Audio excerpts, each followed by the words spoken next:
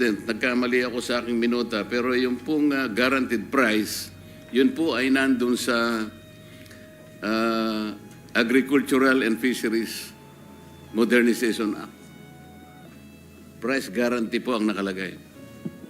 Pasensya na po, tumatanda na po kasi tayo, Mr. President. Hindi naman po halata, Mr. President.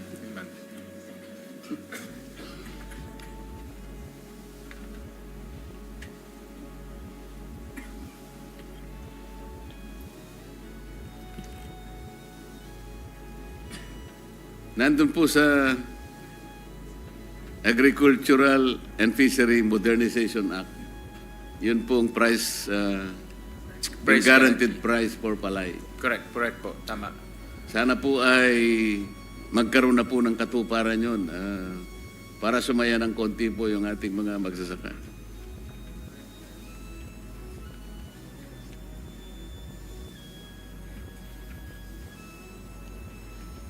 Ito po, actually, kaka-issue lang po ng Executive Order Series of 2025 establishing the floor price of palay and providing trigger mechanism for its implementation. Ito po ay kaka-issue pa lang.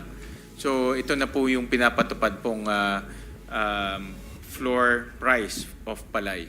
Mr. President, yan pong executive order na yan is only a reiteration of the law.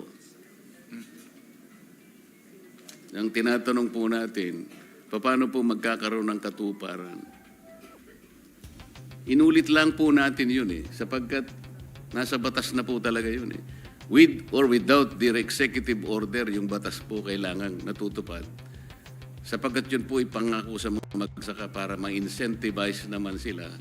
Lalong-lalo na po sa panahong ito na alam nila na halos gumagapang po sila upang itaguyod po nila ang kanilang pamumuhay, Mr. President.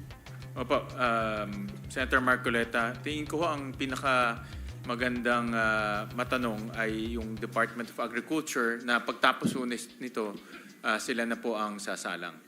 Salamat po. Sa unprogrammed funds naman po, Mr. President,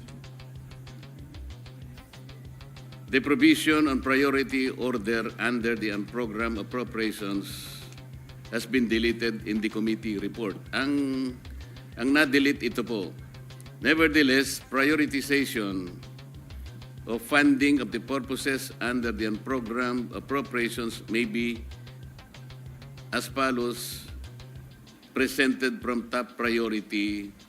At yun nga po ay, yun po sa ilalim doon sa sub-item A, sub-item B, napakarami po nun. Kasama po yung personal benefits, social services, Government of the Philippines counterpart on FAPs, infrastructure projects, other priority projects authorized within the purposes numbers 1 and 3 to 11. What is the rationale for deleting the priority order? How will the Department of Budget and Management now determine what constitutes priority?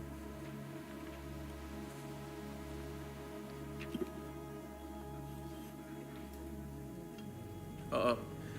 Dahil po reduce natin yung number of line items or purposes unprogrammed appropriations from 11 to 7, hindi na ho kakailanganin ng prioritization. So, dahil ang kailangan lang, tatlong cash items lang po ang nakalagay sa unprogrammed, ito po yung dalawang foreign assisted project at yung modernization. So dahil yan na lang po yung, actually dalawang purposes na lang, foreign assisted projects and modernization, hindi na ho kailangan i-prioritize. No? So pagpasok ko ng mga new and additional revenues, doon na sila pupunta. Pero meron pa po tayong dinilit, Mr. President, sa unprogrammed appropriations. Ito po yung strengthening assistance for government social programs, 45 billion. Program on Risk Management, 3.6 billion. Refund of the service development fee for the right to develop the Nampidai property sa Tokyo, Japan, 210.6 million. At saka yung insurance premium po ng ating sa ating mga government assets, 2 billion, Mr. President. Maybe you know why these funds for these programs under the UA deleted, Mr. President? So pagdating po doon sa sagip, tinanggal na ho natin yan dahil yung mga pangangailangan po ng ahensya ay nakalagay na po sa program appropriations. So that's one reason kaya ho natin tinanggal. The rest po ay tinransfer rin ho natin sa program appropriations po. So itong mga items na ito, except for yung refund of service development fee, kasi itong service development fee sa right to develop the NEM Panday property in Tokyo, Japan, may kaso pa ho ngayon. So hindi pa ho naman kailangan ibalik until ma-resolve yung kaso. The rest, nasa program na ho siya. Doon po sa ating property sa Japan, Mr. President, will this not risk violating contractual obligations that might affect diplomatic commitments related to this project? Or to So this? far ho kasi meron pang litigation ho ngayon. Pwede ho tumagal yung litigation. If ever na magkaroon ng resolution, pwede naman ho kunin sa contingent fund. Pero meron pa pong na-delete, Mr. President, yung program appropriations na 2 billion allocation for Marawi Seeds Victims Compensation Program.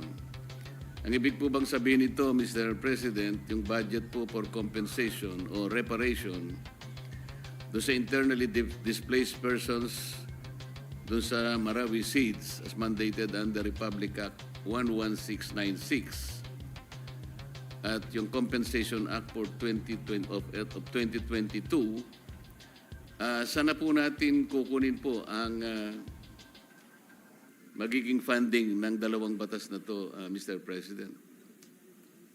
Actually, meron na ho siyang existing sa program, about 1 billion po. So itong program is karagdagan. So linipat ho natin additional 1 billion to the program. So 2 billion na po yung kanilang appropriations for that, Mr. President. 2 billion pesos na po. Related po dun sa pinag-uusapan nating mga geotag and real-time coordinates po sa DPWH, meron din pong kaparehong programa ang DBM. Tinawag po nilang Digital Imaging for Monitoring and Evaluation Project, DIME. Paano kaya po ito, di kaya mag-overlap na naman po ito sapagkat, yun nga po, pinagsisikapan nating ayusin yung application ng DPWH, tumutulong na po yung Philippine Space Agency. Pagkatapos meron pa pong Project DIME ang DBM. Hindi kaya mag-overlap ito, Mr. President? Tama ho kayo, Senator Marcoleta. In fact, yan rin ang notice ko. Magkasama nga ho tayo doon sa Philippine Space Agency at pareho tayo nagmungkahi na magkaroon ng satellite imaging yung Philippine Space Agency dahil meron na tayong mga satellites na nasa space. So yan ang gagawin po ng DepDev to integrate all of this mapping kasi marami nga ho, may NAMRIA, may DNR, merong DBM, ngayon DPWH magkakaroon. So pare-parehong mapping at geotagging activities ang gagawin nila. So ang DepDev ngayon may plano na gawing integrated para iisa na lang, no? Pare-parehong mapang gagamitin nila real time at hindi masasayang yung pera natin kasi allocate tayo ng pera, nag-allocate tayo ng pera sa iba't ibang hensya, pareho naman ang ginagawa. So hindi na po natin babudgetin yung Project DIME, Mr. President.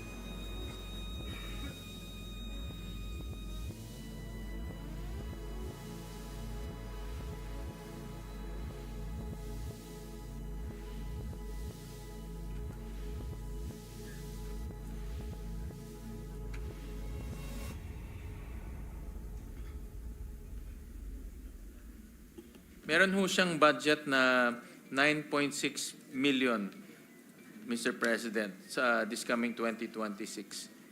So, but ang direction po is to integrate all of the mapping activities ng national government. Pero po yung kanyang layunin, Mr. President, geotag din. Yes, the same. The same. Pagkatapos real time. Correct, the same ho. O baka mag-overlap. Definitely. Ako yun rin po ang aking tingin. So, but yun po ang direction is to have a convergence po ng all the geotagging and mapping activities.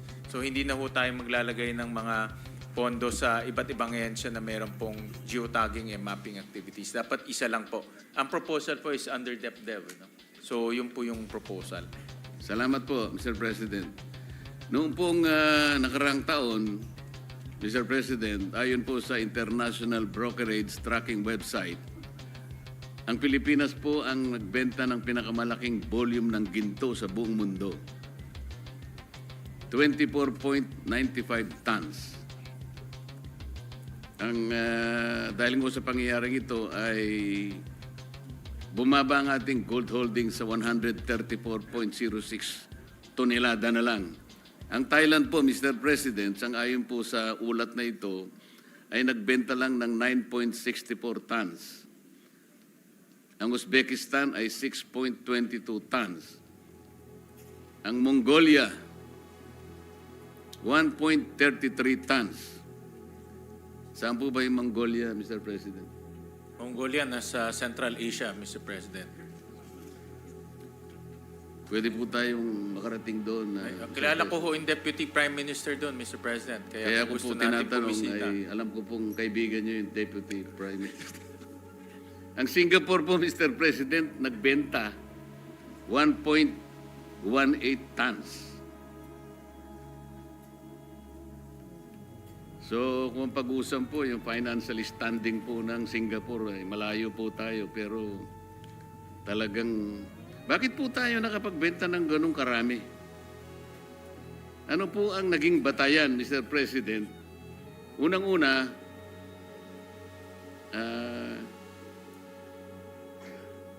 bakit po 24.95 tons kaagad? Ba't di na lang 2.4, Mr. President?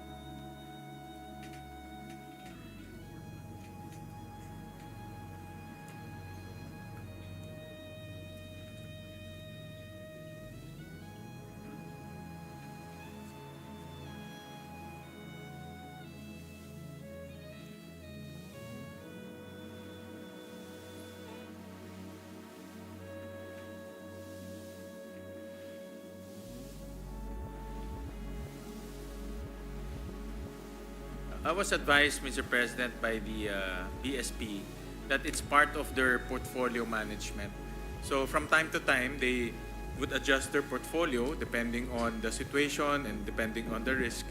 So in this case, they sold gold and transferred to another asset class. Ang kagandahan ho dito, Senator Marcoleta, kumita naman ho tayo dahil mataas ang presyo ng gold ngayon. So kumita naman ho ang BSP dito sa pagbenta. Pero lumipat lang naman siya in another asset class na high yield, low risk.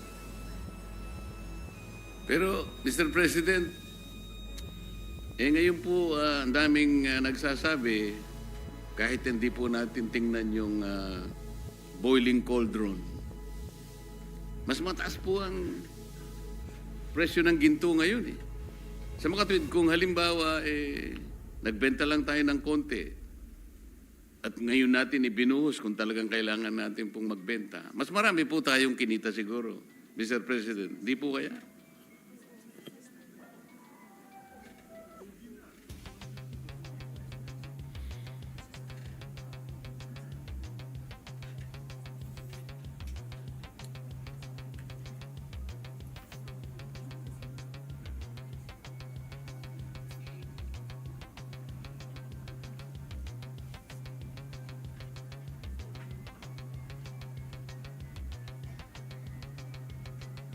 So tama ho kayo na mas mataas ho yung presyo.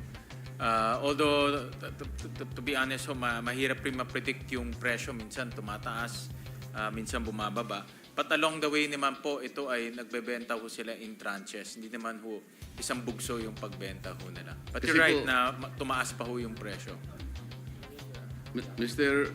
President, kasi po kung titingnan po natin yung ating gross international reserves, ito po ay kinapapalooban ng halos 5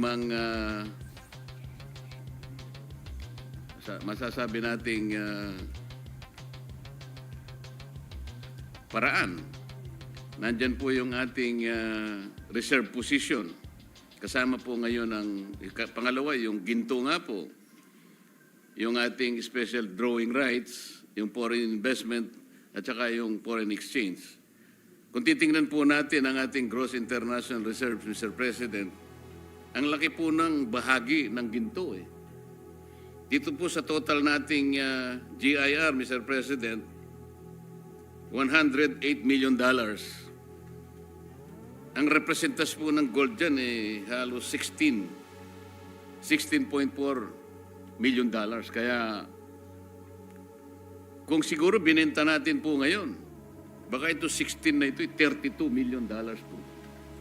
Sa akin lang pong palagay naman, Mr. President. Totoo yan, no? Nakita ko nga ho na ang presyo ng ginto ngayon ay tumataas.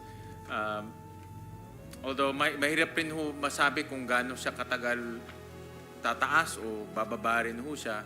So, ang BSP naman ho, ang ginagawa ho nila as part of the portfolio management, nagre-realign lang po ng asset classes. So, but hindi naman ho nila binenta to isang bugso. So, kumita rin ho sila along the way kasi in tranches ho nila binibenta pataas. Pero sana po, Mr. President, ang ating BSP, mas malawak po yung kanyang pananaw. Yeah, tama ho Kung kayo. natanaw po niya na ngayon po ay tataas po ang presyo,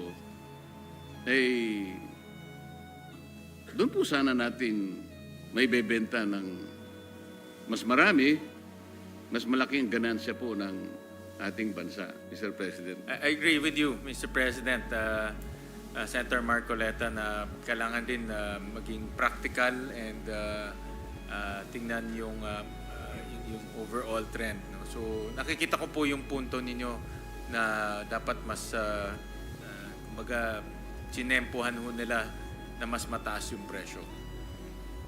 Kasi po, mula nung mawala na yung ginto sa gold standard natin, Bretton Woods yata yung sinasabi nila eh. Napunta na lahat sa US dollar po kasi. Kung talaga po kasing nakakabahala po kasi, kung totoo po na ang ginto po natin ay isa sa ating pinaglalagakan po ng katatagan po ng ating financial situation, maski po sa ating pamilya, ugaling Pilipino na pag meron ka pong ginto, napaka makaingat eh. Hindi po natin basta-basta dinidispose yung ginto. Parang seguridad po ito eh, Mr. President. Tama po ba? Tama ho, Mr. President. Tingnan po natin, kahapon po, Mr. President, ang ating piso ay 59.17 to the US dollar. Ang year-to-date na depreciation po is 1 peso and 3 centavos or 2.24%. Ito po yung medyo nakakabahala po na hindi naman po ako ekonomista, Mr. President, pero kahit papano, pinipilit po nating maintindihan ng kahit konti lang. Para sa ganun po ay maintindihan din natin kung paano ipaliliwanag sa ating mga constituents yung galaw po ng ating financial system, Mr. President. Paano po ngayon i-assess ng Department of Finance po yung recovery trajectory halimbawa natin sa harap ng tayo po ay sumadsad sa third quarter ng halos 4% lang po ang growth ng ating gross domestic product.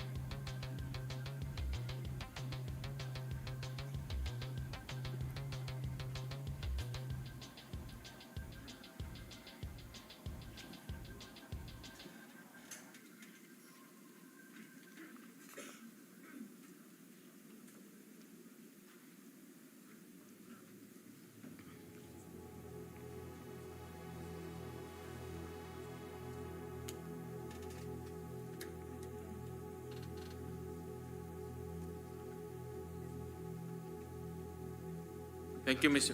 Yeah.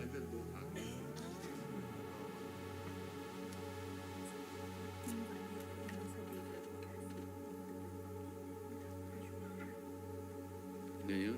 Well, Mr. President, talagang aminado ho tayo na dahil po dito sa issue ng flood control, bumagal po yung paggastos ng ating pamahalaan, lalo-lalo na sa construction. Kanina na pag-usapan ho natin ni Senator Ping yung laki ng contribution ng government spending, almost 25%, no, of our economy ay nasa government spending. So, ang strategy po ngayon ng economic managers at the administration is number one, regain the trust of our people. So, balitaan ko kay Secretary Recto, Executive Secretary, na today magpa-file na po ng kaso ang Ombudsman sa Sandigan. So, isa yan sa mga paraan para maibalik po natin ang tiwala ng taong bayan sa gobyerno. Pangalawa po, mayroon na pong catch-up plan ang executive na habulin po yung paggastos itong nalalabing mga buwan. Mayroon pong 156 billion pa na hindi nagagastos ng DPWH. So ito po ay sisiguraduhin nila na ma-implement this coming fourth quarter. Itong natitira, no? November and December. So they recognize na kailangan po humabol ang DPWH pagdating po sa spending activities. Mr. President, ang ibig niyo sabihin, pagkaraan na tayo po ay makapag-file ng mga charges kung sino man po yung mga may kasalanan dito. Dagli-dagli po bang magkakaroon kagad ng tiwala yung mga namumuhunan, yung mga investors? At mga ilang araw po mula doon ay babalik na po lahat yung mga investments. Ganun po ba ang Hindi naman ho. gusto natin iparating? Hindi naman, Senator Marcoleta. Ano ito? Confidence building. It will take time. Pero importante po yung aksyon na ginagawa po ng ating pamahalaan. At tayo lahat, actually, bilang public servants. No? So, importante po yung aksyon na ginagawa ho natin. Dahil kung wala ho tayong gagawin, wala talagang confidence building. Wala hong kumpiyansang babalik. So, dapat ho maraming, mga ganito ay ginagawa po at dahan-dahan po para eventually bumalik po ang tiwala ng taong bayan. Tama po kayo. Yung public investment po talagang napakalaki ng bahagi na kanyang i-contribute sa ating ekonomiya. Yung lamang pong public construction na maaaring apektado ngayon sapagkat nananatiling madidelay po yung mga projects natin, pati mga investors tungkol dito sa bahaging ito ay mananatiling nag-aatubili at nag-aantay. Inaakala ko po na ito ay medyo katagalan ng konti para maibalik. Ang tinatanong po natin, ano po yung gagawin natin para yung pagkukulang na ito ay madali po nating matakpan o kaya mabigyan ng solusyon, maremedyohan para hindi naman po masyadong magiging mahirap ang epektong idudulot po ng pangyayari na ginawa nitong maanumalyang flood control projects. Ang low-hanging fruit talaga ay yung government spending. No? So yun po ang kailangan mapabilis natin in the last 1.5 months. No? So yun po yung catch-up plan na ginawa na po ng executive. At sana po dun sa mga areas na talagang madaling makita po yung benepisyo. Hindi po ilalagay sa mga lugar na mananatiling stagnant po ang galaw ng ating ekonomiya, Mr. President. Tama po. Alam rin po ni Secretary Dizon na mahalaga po yung kanyang papel, hindi lang po sa pag-iimbestiga, kung hindi sa pagpapatayo po ng mga infrastruktura. Dahil malaking pondo ng ating infrastructure ay nasa DPWH. Kasama din, pero as we speak, meron rin pong ang DOTR ay isa rin pong ahensyang malaki ang infrastructure spending. So tuloy-tuloy naman ang kanyang paggagawa doon. Wala naman tayong problema sa DOTR. So itong dalawang ahensya, ang dalawa sa pinakamalaki pong infrastructure agencies po natin. Mr. President, ang galaw po ng ating piso ngayon po ay halos 59 pesos to US dollar pa rin. Gusto nating malaman ano po yung specific economic fundamentals po ang humina para na-pressure po ng ganito ang ating piso, Mr. President?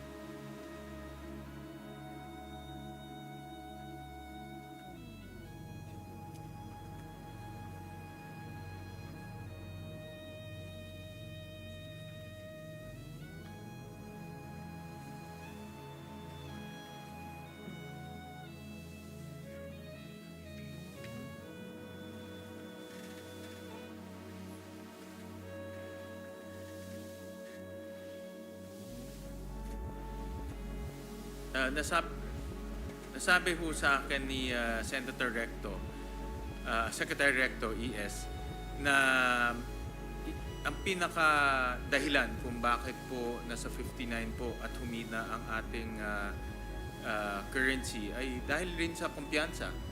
Dahil nga dito sa mga nangyayari po sa ating bansa at dito sa flood control issue, sa issue ng corruption, marami rin po mga namumuhunan sa atin, nagwo-wait and see.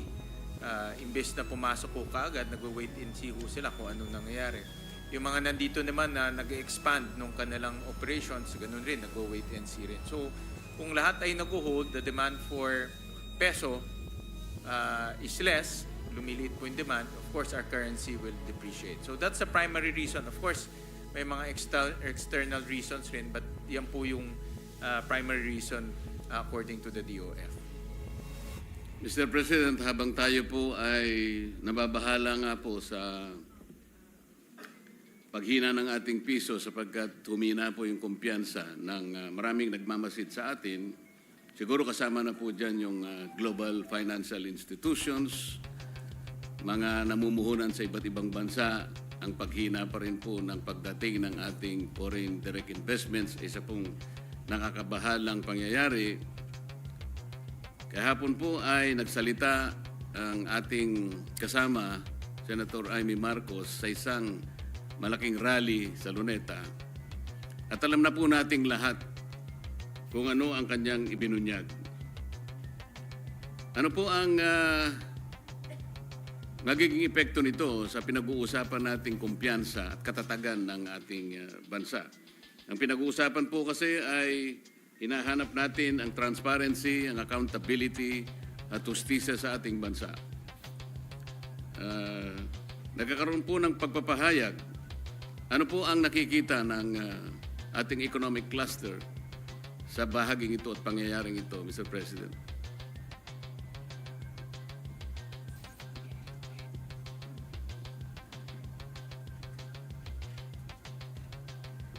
I think ang issue ho dito ay yung accountability at yung mga taong hustisya, no? Justice, accountability at yung mga taong dapat managot. Kaya ho, importante yung actions ng administration kung paano nila pananagutin itong mga taong sangkot sa issue ng flood control at corruption. Kaya talagang tinitignan din. Ako, pag nanonood po ako ng mga international news, ang focus talaga dito sa corruption issue. At kahapon nakita ko sa yung DW, yung German news agency, nakita ko sa Reuters, nakita ko po sa South China Morning Post, marami ho ay focus on corruption. So kung nababasa po ito ng mga dayuhan or international investors, ay yun talaga ang magiging issue.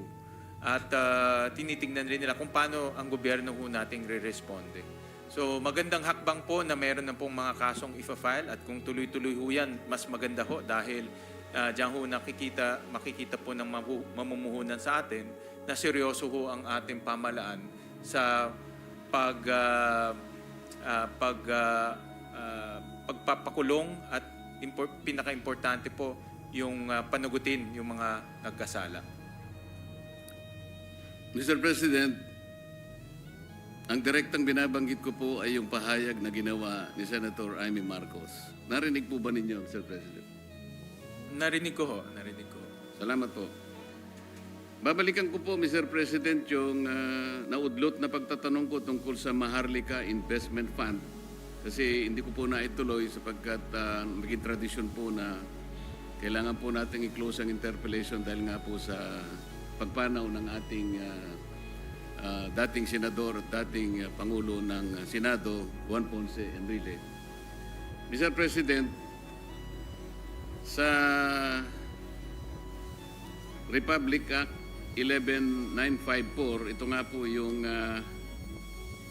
Maharlika Investment Fund. Sa Section 52 po ay sinasabi na there shall be created a Maharlika Investment Fund Joint Congressional Oversight Committee, MIFJCOC, to oversee, monitor, and evaluate the implementation of RA number 11954. Meron na po ba tayong MIFJCOC, Mr. President?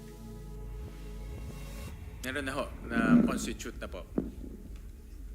Meron na po ba tayong naging ulat, Mr. President, considering na ito pong MIF ay atin pong napagtibay 2 taon na ang nakararaan?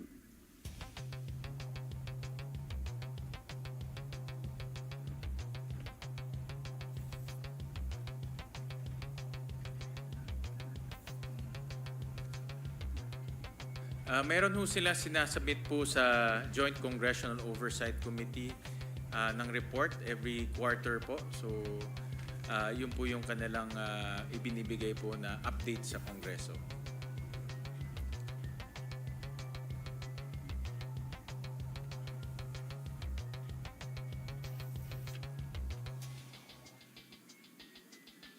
Meron na po tayong kaalaman kaya doon sa kinalabasan o outcome ng kanilang initial na investments po. Halimbawa, gusto po natin sigurong malaman din ng ating mga kababayan, ano na ba yung breakdown ng ating income o revenue na tinanggap mula sa MIC sa 3 investments po na kanilang pinuntahan.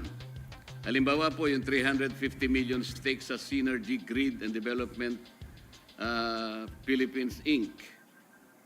Meron din pong investment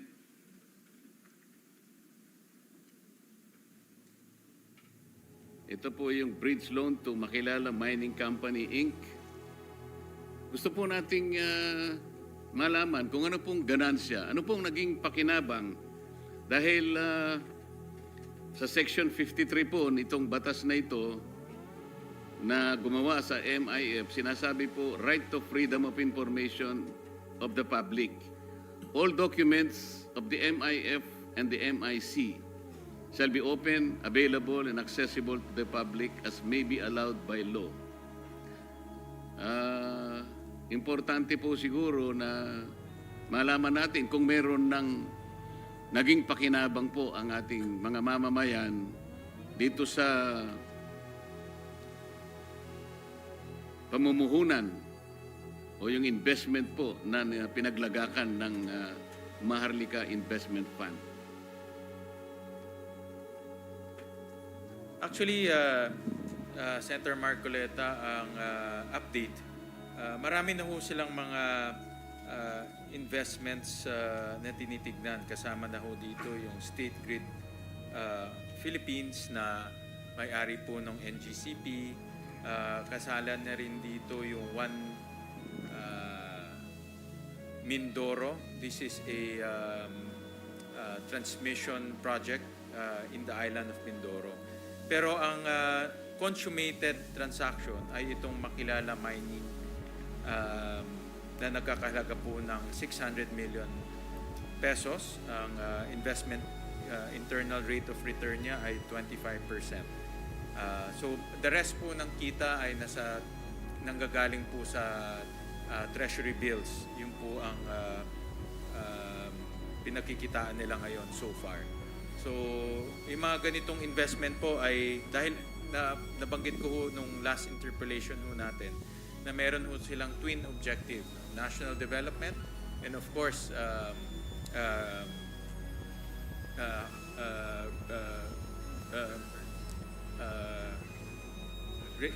generating the returns for of course for the Filipino people. So yun po yung kanilang twin objectives. Kaya nagiging maingat rin ho sila na hindi lang papasok sa mga investments. Marami hong investments, hindi ho mawawalan ng investments in fact. Pero kailangan importante ho na dalawang objectives nila ay makamit. No? National development and rate of return for the Filipino people. Naintindihan po natin yun, Mr. President. Pero kailangan natin siguro na malaman din ano-ano yung mga datos na pwedeng may paliwanag natin sa ating mamamayan. Halimbawa, pangkaraniwan na ininvest nila, isang magandang halimbawa, ininvest halimbawa sa treasury bills. Kung meron man silang treasury bills, so kahit sa anong klaseng portfolio, alam naman natin kumikita po yun eh. Magkano na po ang kinita? Katulad po ng isang tao na nag-invest sa money market halimbawa, sa bonds halimbawa, alam niya po na sa loob ng, let's say, isang quarter, o kung kaya, halimbawa, ito po ay lock in 5 years, so lock in 10 years. Alam po natin yung yield eh. Alam po natin ang kinikita natin. Alam natin ito ay for national development. Kaya nga po tayo nagpatibay ng batas na ganito para makatulong po sa ating bansa. Tama. Pero dapat naman nakikita natin, halimbawa, ilan po kayang manggagawa ang na-create ng investment na ito? Napaka-importante po eh. Halimbawa, sinabi nila, yung investment na ito, we were able to produce 150,000 employees. Yun po yung hinahanap natin. Kasi kapag gano'n, mas marami pong nagkaroon ng trabaho, mag-exert ng pressure yan para po medyo bababa ngayon ang poverty incidence rate. So pag marami pong trabaho, siyempre po giginhawa ang buhay ng mamamayan. Ganun po yung gustong malaman ng ating mamamayan. Ano na po ang kaganapan?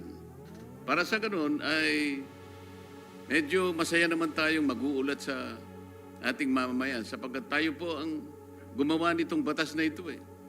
Ginawa natin ito alang-alang sa ating pag-asa, makatulong ito sa national development. Di ba maganda na maiulat natin sa kanila na yung ginawa nating batas ay nasuklian naman natin sila, Mr. President? Well, Mr. President, sa full year 2024, ang kanyang comprehensive income is about 2.6 billion pesos, Mr. President. 2.7 billion pesos to be exact. Ang kanyang revenue is about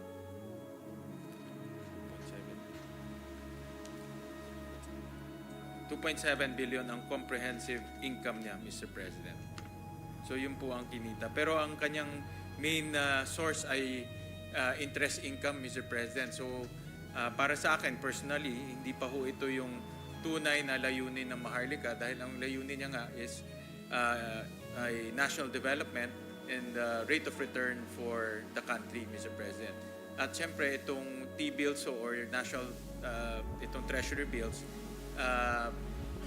pang sandali ang investment lang ho ito para kumita naman yung kanilang equity sa ngayon, Mr. President. So, sa totoo lang, wala pa ho silang konkretong mga investments na nagagawa na masasabi natin may contribution sa national development. Pero kumita naman ho sila, in short. So, ang malungkot na parte po ay hindi po natin alam kung anong napunta sa mamamayan. Maaring kumita po, bakit naman hindi? Ngunit ang importante po, yung kinita na yon, yung po ba'y naramdaman? Kasi po, kung halimbawa, ang ulat natin, kumita tayo, pero hindi naman po naramdaman ng mga taong naghihintay po kung bakit natin ginawa ang batas na ito, hindi po sila magiging masaya sapagkat hindi tayo nagiging transparent sa kanila. Yun lang po yung gusto po nating ipaintindi at gustong bigyan ng punto, Mr. President, para sa ganun yung tao ay nakakasunod po sa ating ginagawa. Kahit sabihin natin ganito po ang porsyentong kinita sa money market o kaya sa ganito, hindi po nila kayang intindihin yun. Hindi po nila huwag po nating asahan na yun po ay magiging katanggap-tanggap sa kanila dahil hindi po nila mauunawaan dahil hindi po nakapagbigay ng anumang benepisyo para sa kanilang pang-araw-araw na kalagayan, Mr. President. Mr. President, dalawang bagay, no? Tingin ko hindi pa ho sila full blast na ginagawa po yung kanilang investment activities. Kasi kung titignan ho natin, isa lang po yung kanilang pinusukan na investments, no? Ito po yung Makilala Mining. At tingin, dahil nga nag-iingat rin ho sila kung saan po ilalagay itong investment sila, dahil ito po ay investment, ito po ay pera ng taong bayan, kaya talagang kumbaga extra careful yung kanilang pag-i-invest. Ngunit kumita pa rin sila ng 2.7 billion at nag-declare ho sila ng dividends na 1.4 billion pesos. So itong 1.4 billion pesos, nagamit naman ho natin to sa ibang mga paggawain ho natin at pangangailangan. Pero tama ho kayo, Senator Marcoleta, na importante na magkaroon ho tayo ng regular na update galing po sa Maharlika Investment Fund. At itong pag-uusap natin ngayon, itong debate ho natin ngayon, ay naririnig ho nila at para ho malaman nila na tinitingnan din ho natin yung kanilang operasyon, dahil gusto rin ho natin makita na yung objectives ng Maharlika ay makamit ho natin. Salamat po, Mr. President. Total bagong gawa na po itong Joint Congressional Oversight Committee na binabanggit nyo, Tama ho, Mr. gawa na ho President. yun. Paano po ba maging membro rito, Mr. President?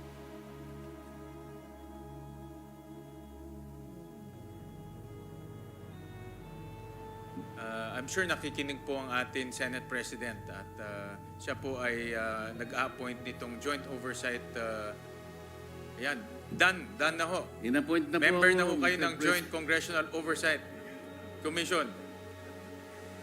Isa na lamang po dahil na-appoint na po ako, Correct. Mr. Oo. President. Ito pong national ID. Nung nasa House of Representatives pa po ako, Mr. President, meron po silang pinapirma sa amin, pumunta yung isang tropa ng PSA yata yun. Nag-accomplish po kami ng isang formularyo at kami po ay nagbigay din ng mga larawan yata yun. Siguro po di po ako nagkakamali, mga 4 na taon na pong nakaraan. Alam po ba ninyo, Mr. President? Hanggang ngayon wala pa po akong national ID. Kanino ko po ba kukunin yun, Mr. President? Kung meron ho kayong smartphone, mamaya ho, after nitong interpellation, meron na kayong digital national ID. Dahil ang national ID ho natin, hindi lang po yung physical ID, kundi meron na rin digital national ID. At mas maganda ho yung digital dahil yung wallet nananakaw pa ho. Pero pag nasa cellphone nyo ho, sana hindi lang manakaw yung cellphone nyo, pero nandoon po yung digital ID ho ninyo. Ganun po pala kadali, Mr. President. Bakit hindi po ako sinabihan man lang ng Philippine Andito po ang Statistical ating- Authority? Pinaghintay niya po ako ng mahigit na 4 na taon. Ganun lang pala para magkaroon ako ng national ID. Nalulungkot po ako. At medyo naiinis, Mr. President. Ito po ang kauli-ulian na po siguro. Ang ating DILG Secretary, John B. Cremulya, sinabi po niya kamakailan na gusto po niya ang DILG na lang po ang maging lead agency sa pag-implement ng National ID Program. At hinihingi po niya ang suporta ng Kongreso sa bahaging ito. Ano po ang stand ng PSA dito, Mr. President? Senator Marcoleta, bigyan ko lang ho kayo ng mabilis na update. Ang the Digital National ID po ay nakapag-issue na ng 88 million na unique digital ID. Kaya ho, halos lahat ng tao po ay meron na pong e-digital ID or yung nasa cellphone po. At yan po naman ang ginagamit na ngayon sa buong mundo. In fact, nag-release lang po ang Amerika ng digital passport. Nakita ko lang ho sa news. No? So talagang papunta na ho doon. So, andito ho ang ating national statistician at pinangako niya ho sa akin na Within the week ho, meron na kayong physical ID na papadala. Digital pala, digital ID. Opo, pero yung tinatanong ko, yung pong mungkahi ni DILG Secretary John B. Cremulya na DILG po mag implement Paano po yun? Mawawala na po ba yung, wala pong objection ng agency sa...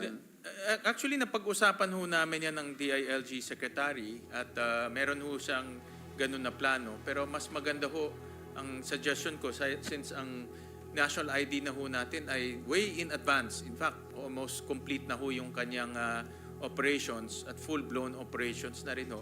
Mas maganda na mag-usap po yung DILG para ma-expand yung application.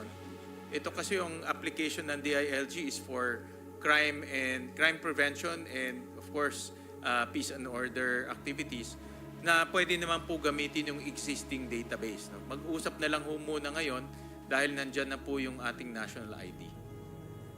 Maraming salamat po, Mr. Thank you, President. maraming salamat po. Maraming salamat po sa panahon na inyong ibinigay sa akin. Salamat po. Thank you. Thank you, Senator Marcoleta, Majority Leader. Thank you very much, Mr. President. Mr. President, for his last round, Mr. President, we will recognize our distinguished colleague, our Senate President Pro Tem, Senator Panfilo Lacson. Our Senate President Pro Tempore, Senator Panfilo Lacson is recognized. Thank you, Mr. President. Napakahaba nitong aking ginawa ng aking mga staff pero narinig ko yung parinig nyo kanina na ang susunod dito, Department of Agriculture. So parang nagpaparinig kayo na tapusin itong DBCC.